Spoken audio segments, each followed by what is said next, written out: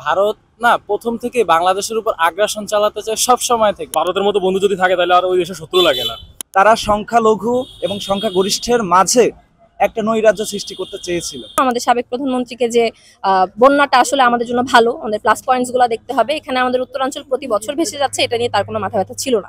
বন্ধু সবসময় বন্ধুর পাশে এসে দাঁড়ায়, কিন্তু ওই যে বাংলা ভাষা নিয়ে কথা বলছে যে ভারতের মতো বন্ধু যদি থাকে তাহলে আর ওই দেশের শত্রু লাগে না। ভারত আমাদেরকে সেম ওইটাই বুঝাচ্ছে এখন। এই যে আমাদেরকে রাতে তারা বাদ ছেড়ে না দিলে তাদের ক্ষতি হচ্ছে না, আমরা মেনে নিলাম, কিন্তু তারা বাদটা ছেড়ে দেওয়ার আগে আমাদেরকে একটা ওয়ার্নিং দেওয়া দরকার ছিল। তারা যদি আমাদের সত্যি বন্ধু রাষ্ট্র হইতো তাহলে অবশ্যই তারা আমাদেরকে একটা ওয়ার্নিং দিত।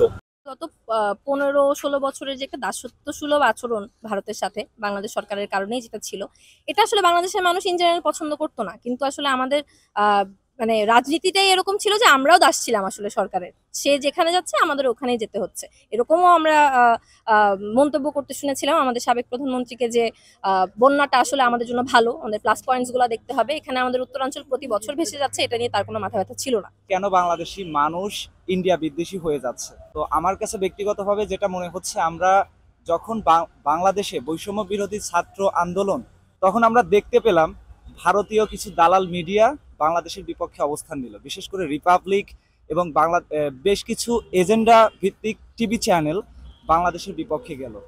তখন থেকে আমরা বুঝলাম, বিশেষ করে সর্বভারতীয় মানুষের মধ্যে কিছু দালাল ভারতীয়দেরই ব্রেন ওয়াশ করছে। তারা সংখ্যালঘু এবং সংখ্যাগরিষ্ঠের মাঝে একটা নৈরাজ্য সৃষ্টি করতে চেয়েছিল, কিন্তু তারা সেটা পারেনি। এই দিকটা বাংলাদেশের মানুষ খুব সুন্দরভাবে পর্যবেক্ষণ করেছে। ভারত না প্রথম থেকে বাংলাদেশের উপর আগ্রাসন চালাতে চায় সব সময় থেকে। এই সত্য ইতিহাসটা হয়তো আমরা কেউ পড়তে পারিনি। আবার বিভিন্ন সময় দেখেছেন, এই যে এখনো দেখতেছেন যে ভারতের জন্য আমাদের দেশের মানুষ বন্যায় ভাসতেছে।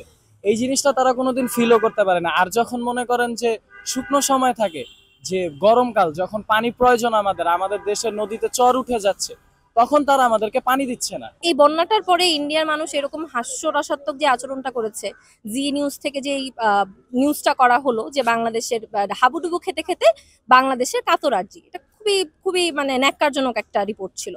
তো এই ধরনের আচরণগুলোর কারণেই আসলে বাংলাদেশের মানুষ খুব প্রচন্ড রকম ক্ষুব্ধ যে বাংলাদেশ মানে ভারতের সাধারণ জনতাও বাংলাদেশের মানুষকে মানে একইভাবে একটা দাসত্ব সুলভ আচরণেই হয়তো দেখতে চায়। যে পার্শ্ববর্তী বা বন্ধু রাষ্ট্র, সেই রাষ্ট্রের জনগণের যে মেন দাবি বা তাদের অধিকাংশের যে মতামত, তাদের সপক্ষে হচ্ছে তাদের অবস্থান নেওয়া উচিত।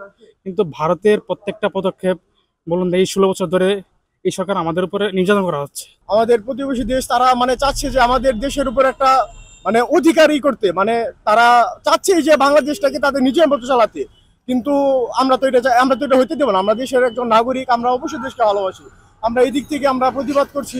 যখন বাংলাদেশের ডুঙুর গেট খুলে দেয়া হলো 36 বছর পরে, কেন এই গেট খুলে দেয়া হলো?